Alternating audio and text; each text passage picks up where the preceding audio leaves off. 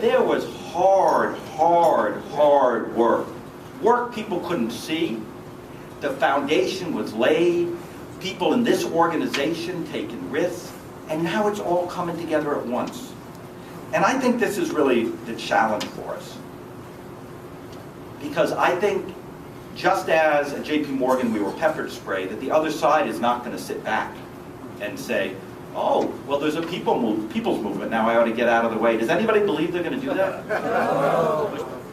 These are the richest, most powerful people and corporations in the history of the entire world.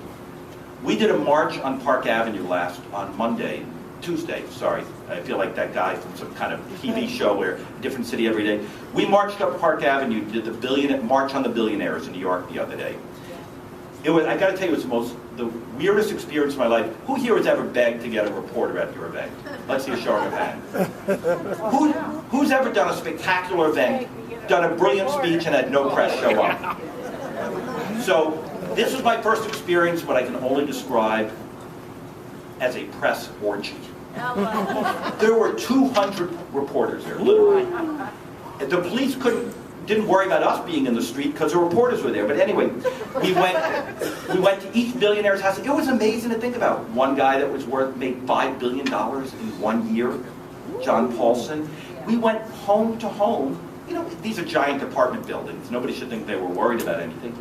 And this group of people combined was worth something like $20 or $30 billion. I don't remember the number. It was so big, it was just like, you can't believe it. The Koch brothers, all of this. And you realize that those folks are not just going to roll over, are they?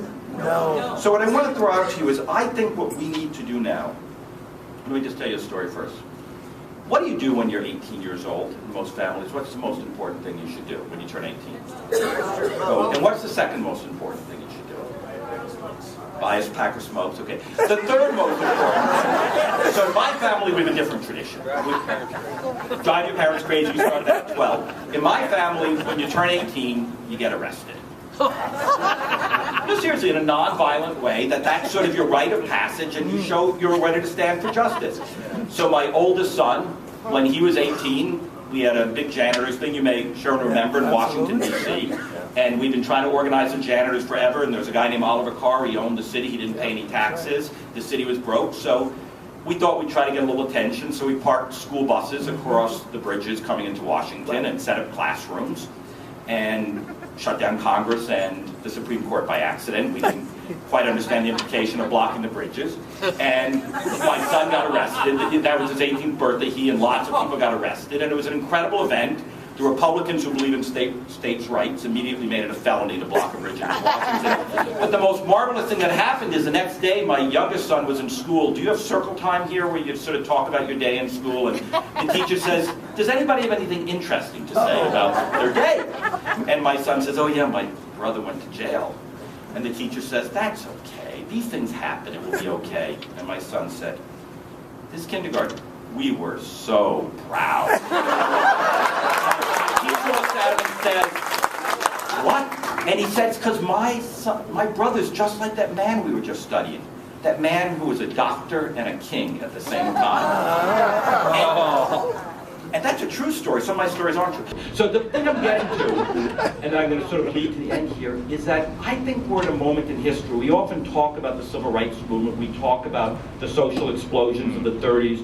We talk about, you know, the struggle for marriage equality. We talk about the suffragettes movements. We talk about all these great movements, and we seem to forget sometimes what people had to risk, what people had to do, what people had to personally sacrifice and do. And what I want to say to you here is, I don't know of any great movement in modern history where people were not willing to go to jail for their cause. Where people, and I want to stress non-violently, because every time I say that, the right wing goes crazy. That non-violent direct action, the willingness to marry our rhetoric with our personal sacrifice, has been the essential ingredient to all great social movements. And I think we're at the time, brothers and sisters, where we all are going to have to rise to this challenge. In Los Angeles, they were going to take a woman named Rose's home. People put tents around her house. They lived there day and night. They said to the sheriff, if you come for her, you come for all of us. They sat in at Bank of America, at one bank. They sat in Fannie Mae. She won. She reduced her mortgage payment from $2,500 a month, a predatory loan, to $1,100. She kept her home. But it would not have happened if people had not been willing to say, I too will go to jail with you to defend your home. And so,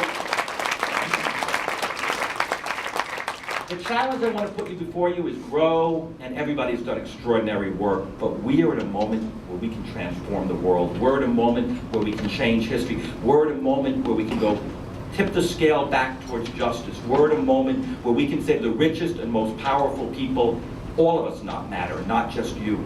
We have the eyes of the nation, we have the eyes of young people. Everybody is feeling the spirit, they're feeling that moment. And I think the challenge for us isn't to slow it down, isn't to say, well, let's be cautious. It isn't to say, well, you know, we have to study here. We got to turn up the heat. We got to stoke the fire. We got to make it happen. This is our moment. This is what we've waited a lifetime for. This is our chance to do what's right. This is our chance to change the world. This is our chance to save our home. This is our chance to get fair taxes. This is our chance to bust up the big banks. This is our chance to change the world. I hope you're with me. I hope you're ready to do what it takes to win. This is a wonderful group. There is no better time to believe in justice than right now. Thank you very much, brother.